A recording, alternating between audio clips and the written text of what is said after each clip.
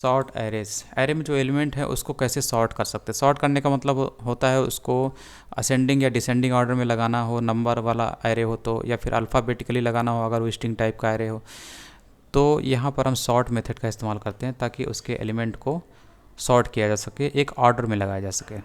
ठीक है, तो यहाँ पर जैसे ये कार्स एरे है, इसके एलिमेंट हैं और इनको आप सॉर्ट करना चाहते हैं तो हम लोग सॉर्ट मेथड का इस्तेमाल करते हैं। तो यहाँ पर एरे डॉट सॉर्ट लिखा और इस सॉर्ट मेथड में हम लोग इसी एरे को पास कर देते हैं, तो इससे इसके एलिमेंट जो होते हैं सॉर्ट हो जाते हैं। उसके बाद इस फॉर ईच की मदद से इसके एलिमेंट को यहाँ पे प्रिंट कराया जा रहा है। तो देखिए प्रिंट करने के बाद इसका आउटपुट किस तरीके से आता है। तो सीधे इसके अंदर चलते हैं फिर देखते हैं। तो देखिए ऊपर वाला जो है ये सॉर्ट करके आया हुआ है। तो अभी आपको यहाँ पे दिख रहा होगा पहला कार्स में जो एलिमेंट है वोल्वो है, BMW फोर्ड और मज़दा है। अब इनके पहले वाले लेटर को देखिए, भी है, ये बी है, ये एफ़ है और एम है। जबकि सॉर्ट करने के बाद देखिए क्या हुआ, जब यहाँ से इसके ऊपर सॉर्ट मेथड लगाया गया एरे के ऊपर, array dot sort method apply किया गया और इसमें हम जब इस एरे को पास करते हैं इसके बाद क्या होता है, ये एरे का रूप बदल जाता है। ठीक है, उसके बाद हम लोग जब इसको एक्सेस करते हैं फॉर ईच की मदद से, इससे जब हम प्रिंट करा रहे हैं तो इस तरीके से आ रहा है, BMW, उसके बाद फोर्ड, फिर मज़दा, फिर वोल्वो। तो बी पहले आता है अल्फ़ाबेटिकली एफ़ से, और एफ़ पहले आता है अल्फ़ाबेटिकली एम से, और एम अल्फ़ाबेटिकली पहले आता है भी से। तो इस हिसाब से ये सॉर्ट हो गया। ठीक है, तो जो पहला वाला लेटर है उसके हिसाब से सॉर्ट किया गया। तो यहाँ पर इसने सॉर्ट कर दिया और इसने उस लूप को फिर से एक्सेस कर लिया। तो आपके सामने ये इस तरीके से दिख रहा है, यानी कि अल्फ़ाबेटिकली ये सॉर्ट हो गया। उसके बाद है इंटीजर टाइप का एरे है, जैसे ये माई नंबर्स इंटीजर इसमें वैल्यू है। उसके बाद यहाँ पर एरे डॉट सॉर्ट मेथड का इस्तेमाल किया गया और इसमें इसी नंबर्स, माई नंबर्स नाम के एरे को, इंटीजर टाइप के एरे को पास कर दिया गया।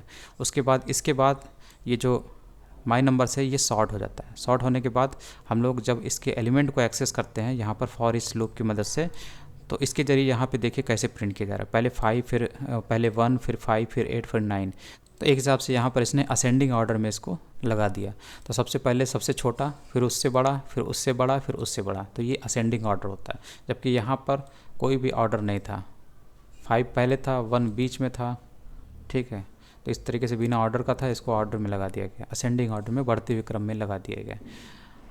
तो इस तरीके से सॉर्ट मेथड का आप इस्तेमाल कर सकते हैं। उसके बाद system dot Linq namespace. तो इसमें क्या होता है कि other useful array methods such as minimum maximum sum can be found in system dot Linq namespace. तो सिस्टम डॉट लिंक जो नेम स्पेस है, इसमें कुछ मेथड हैं और भी मेथड होते हैं जिनकी मदद से हम लोग कुछ मैथमेटिकल ऑपरेशन भी कर सकते हैं।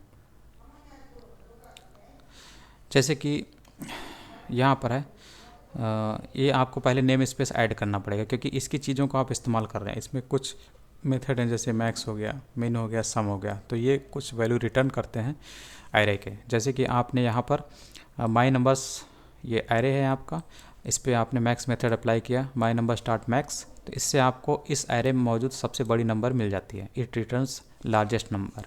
तो इसमें कौन सी नंबर ये रिटर्न होगी, 9 होगी। उसके बाद उसी तरीके से मिन मेथड अप्लाई किया तो इसमें जो मिनिमम नंबर है, सबसे छोटी नंबर, वो रिटर्न होती है।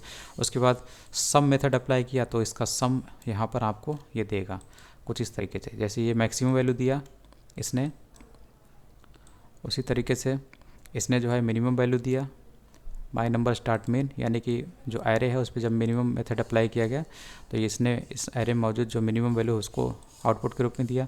और इस एरे पे जब हम लोग सम मेथड अप्लाई करते हैं तो वो इस एरे का सम रिटर्न करता है। तो इन सभी का सम कितना होगा, 5 + 1 + 8 + 9 23। तो इस तरीके से ये आप मेथड इस्तेमाल कर सकते हैं। इससे पहले आपको इसमें system dot Linq name space add करना पड़ेगा क्योंकि इसी में ये जो मेथड हैं वो डिफ़ाइन है। उसके बाद है multi dimensional array. Multi dimensional array का मतलब होता है कि जब आप डेटा को टेबुलर फॉर्म में स्टोर करना चाहते हैं, यानी कि उस डेटा में रो और कॉलम में आपका डेटा दिखाई दे, तो वहाँ पर आप उस एरे को आप बोल सकते हैं कि मल्टी डायमेंशनल एरे है। तो उसको आप किस तरीके से बनाते हैं, असल में ये नेस्टेड टाइप का एरे होता है, मतलब एरे ऑफ एरेज आप इसको बोल सकते हैं। तो इसमें 2 डायमेंशनल एरे होता है, 3 डायमेंशनल एरे होता है। सबसे पहले देखते हैं 2 डायमेंशनल एरे। तो 2D एरे किस तरीके से बनाते हैं। 2D एरे का मतलब है इस तरीके से आप बनाते हैं। तो देखिए सबसे सबसे बाहर वाला जो कर्ली ब्रैकेट है ये एक एरे को बता रहा है, उसके अंदर आपको एक और एरे दिख रहा है। ठीक है, तो ये टू डायमेंशनल एरे इस तरीके से होता है। और यहाँ पर भी जब आप बनाते हैं तो यहाँ पर बताते हैं, ये आप यहाँ पर बीच में कामा लगाते हैं जो बताता है कि ये टू डायमेंशनल एरे है। ठीक है, यहाँ पे आप नंबर लिख रहे थे लेकिन नंबर आप नहीं लिखना चाहते, नहीं बताना चाहते कि कितने रो और कितने कॉलम हैं, तो आप सिंपली बीच में टू डायमेंशनल के लिए एक कामा इस्तेमाल करते हैं। ठीक है, तो टू डायमेंशनल के लिए सिंगल कामा और थ्री डायमेंशनल के लिए आप टू कामा इस्तेमाल करते हैं। तो जैसे कि यहाँ पर आपका दिख रहा है, तो ये column zero, column one, column to, और ये रो जीरो, रो वन। ठीक है, इस तरीके से आपका टेबुलर फॉर्म में डेटा दिख रहा है। फिर उसके बाद इस 2D एरे के एलिमेंट को एक्सेस कैसे करते हैं। ठीक है, तो यहाँ पे लिखा हुआ है किस तरीके से हम लोग एक्सेस करते हैं। तो फर्स्ट रो हमें जानना होता है कि एलिमेंट कहाँ पर है। तो फर्स्ट रो, और जैसे हमें एक्सेस करना है फर्स्ट रो और थर्ड कॉलम में जो एलिमेंट है उसको। ठीक है, जैसे कि यहाँ पर है, तो यहाँ पर फर्स्ट रो और ये इंडेक्स वैल्यू दिए हुए, इंडेक्स के आधार पे आप पहचानते हैं कि कौन सी रो है और कौन सी कॉलम है। तो ये आपको रो बताती है और ये कॉलम नंबर बताता है उसमें। तो अब यहाँ पर रो कौन सी है।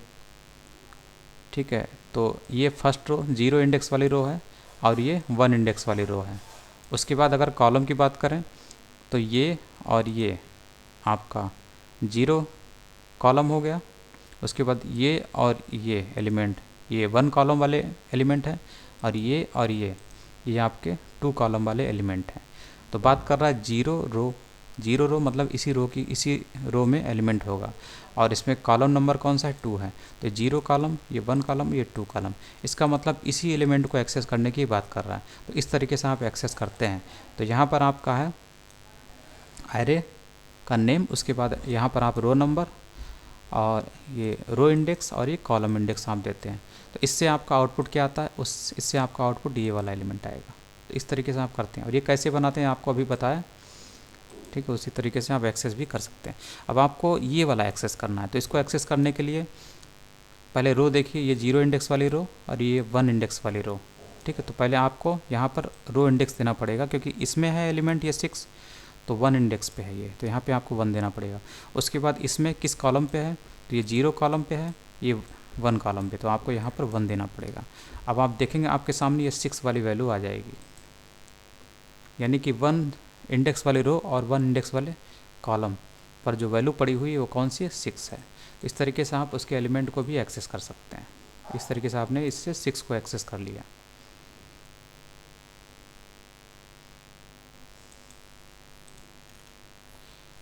उसी तरीके से जब आप एक्सेस कर रहे हैं तो उसके एलिमेंट को आप चेंज भी कर सकते हैं। ठीक है, तो इससे आपने क्या एक्सेस किया था, जीरो इंडेक्स वाली रो और जीरो इंडेक्स वाली कॉलम, यानी कि ये वाली वैल्यू, इसके जगह पर आप क्या रखना चाहते हैं, 5 रखना चाहते हैं। तो आप देखेंगे कि यहाँ पर आपको कौन सी वैल्यू आ गई, जब आप यहाँ से प्रिंट करते हैं तो यहाँ से आपकी ये वैल्यू ये 5 मिलती है, क्योंकि आपने इस वन की जगह पे क्या रख दिया, 5 रख दिया। इस तरीके से आपने इसको लिख कर जो जीरो इंडेक्स और जीरो कॉलम पर जो एलिमेंट बैठा हुआ है यानी वन, उसकी जगह पर आपने 5 रख दिया। उसके बाद आप यहाँ पर बता रहे हैं कि वो चेंज हुआ है कि नहीं, उसको आप चेक कर रहे हैं। तो यानी इस एरे में ये जो 5 बैठ चुका है इस वन की जगह पर, तो उसको फिर से एक्सेस करके दिखा रहे हैं कि आप यहाँ पर कौन सी वैल्यू आई है। ठीक है, तो जीरो इंडेक्स और जीरो कॉलम पे कौन सी वैल्यू बैठी हुई है, ये 5 बैठी हुई। तो इस तरीके से आप एक्सेस कर सकते हैं एरे का नेम। उसके बाद आप यहाँ पर कॉलम नंबर और रो नंबर शुरू में, फिर कामा के बाद कॉलम नंबर देते हैं जहाँ पर एलिमेंट बैठा हुआ। इस तरीके से आप एक्सेस कर सकते हैं। उसके बाद एक एक एलिमेंट तो एक्सेस करने का तरीका आपने जान लिया। इसके बाद आप पूरे 2D एरे से एलिमेंट को एक साथ कैसे एक्सेस कर सकते हैं, तो इसके लिए आप फॉर लूप का इस्तेमाल करते हैं। तो यहाँ पर फॉर लूप की जगह पर हम लोग फॉर ईच लूप इस्तेमाल करेंगे, क्योंकि इसमें हमें इंडेक्स की ज़रूरत नहीं है, लेंथ की ज़रूरत नहीं है, और जो काउंटर होता है उसकी भी ज़रूरत नहीं होती है। ठीक है, तो यहाँ पर सिंपली फॉर ईच लूप का इस्तेमाल करते हैं। इसका सिंटेक्स वही है, यहाँ पे वेरिएबल, फिर इन कीवर्ड और यहाँ पर एरे नेम, और वन बाय वन ये सारे एलिमेंट को एक्सेस कर लेता है। बहुत ही आसान होता है, क्योंकि इंडेक्स लिखना पड़ता तो काफ़ी लंबा पड़ जाता है इसमें। अब फॉर लूप हम यहाँ इस्तेमाल नहीं करते हैं, बल्कि फॉर ईच लूप इस्तेमाल करते हैं। नहीं तो इंडेक्स लिखते लिखते जो है वहाँ पर कैलकुलेशन की मिस्टेक भी होने की डर रहती है। तो यहाँ पर फॉर ईच जो लूप है ये काफ़ी अच्छे तरीके से काम करता है, और इसकी अंडरस्टैंडिंग भी काफ़ी अच्छी होती है। यूजर को, प्रोग्रामर को जल्दी समझ में भी आ जाता है। ठीक है, तो इसने सारे एलिमेंट को एक्सेस कर लिया। बहुत आसान है ये। ठीक है, फिर यहाँ पर ये बता रहा है कि आप इसकी जगह पर फॉर ईच की जगह पर फॉर लूप भी इस्तेमाल कर सकते हैं, पर ये थोड़ा सा कम्प्लेक्स होता है। तो इसमें क्या होता है कि मल्टी डायमेंशनल एरे है और इसमें आप फॉर लूप का इस्तेमाल करना चाहते हैं, तो आपको हर एक डायमेंशन को एक्सेस करने के लिए एक लूप की ज़रूरत पड़ेगी। ठीक है, जैसे यहाँ पर तो आपको 2 डायमेंशनल 3 डायमेंशनल कुछ भी हो, सीधे आपने फॉर ईच लूप लगाया, एलिमेंट को एक्सेस कर लिया। लेकिन अगर फॉर लूप का आप इस्तेमाल कर रहे हैं तो आपको उसमें जो डायमेंशन है उन डायमेंशन के लिए, हर एक डायमेंशन के लिए आपको एक लूप लगाना पड़ेगा, और उस डायमेंशन में कितने एलिमेंट हैं उसके लिए आपको कितनी बार उसको उस लूप को चलना चाहिए, इसके लिए आपको गेट लेंथ मेथड का इस्तेमाल करना पड़ेगा, ना कि लेंथ प्रॉपर्टी का।